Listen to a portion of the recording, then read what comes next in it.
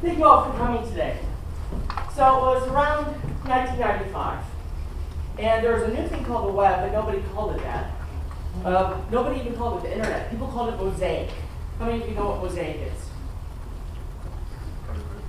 Netscape? Yeah. Mosaic was the first web browser, predecessor to Netscape. Mosaic was, guess what eventually turned into things like Safari and Internet Explorer. And around that time, there were mailing lists, there was email. You know, there was an internet, but it certainly wasn't in the public consciousness. And eventually, things like AOL started to appear, people could get on the web. But when I first saw it, there was this thing called Mosaic. And people didn't even really have the sense of a web browser as something separate from the internet. And I was a master's student, if I recall correctly, sometime around 1995. And I saw what I thought was an immensely clever thing, which was a web page devoted to local music bands and the Austin music scene. I thought, hey, I have some new space on this new Mosaic thing. I can put up my own web pages to see with the Mosaic. And I called bands.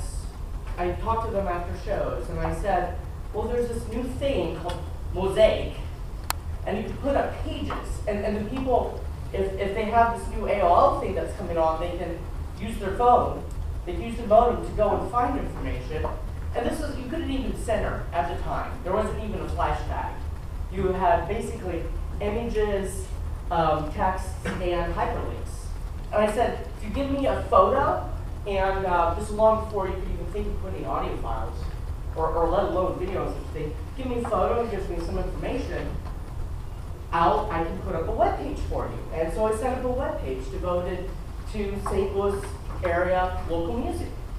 And around that time, I started getting emails from people saying, hey, Aaron, we found your web page devoted to music. This is, especially local music, this is a great idea.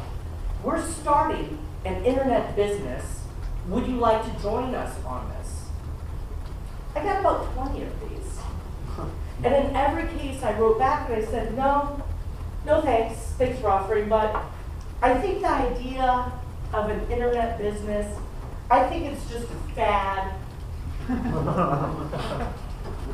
I think the internet is really for academics, you know, for people in college or professors and students and such. I think it's, you know, I think it's for hobbyists, you know, people put a little page about their hobby.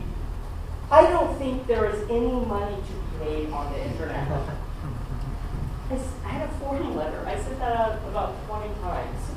I say that to tell you today that when I make prognostications about the future, you should probably ignore me.